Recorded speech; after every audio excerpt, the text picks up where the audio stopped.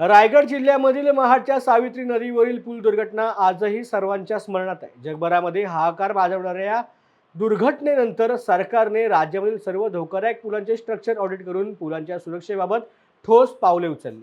मात्र आजही रायगड जिल्ह्यामधील अनेक पूल जीर्ण अवस्थेमध्ये आहेत। नागोठणे वरवटणे येथील आंबा नदीवरील शिवकालीन पूल सध्या धोकादायक स्थितीमध्ये असून अखेरची घटका मोजतंय। या जुन्या जर्जर आणि मोडकळीस आलेल्या पुलावरती कधी दुर्घटना घडेल याचा नेम नाही।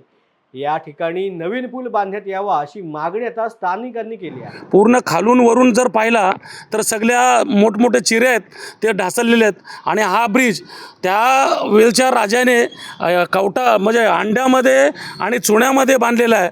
त्यामुळे हा पूल आता तरी टिकलेला आहे, परंतु भविष्यात पुढे सांगू शकत नाही। हा ब्रिज कधीही पडू शकतो आणि जसा महाडमध्ये अनेक वाहनं त्या ठिकाणी गेली आणि तो पूल तुटला गेला, तशी अवस्था होऊ शकते।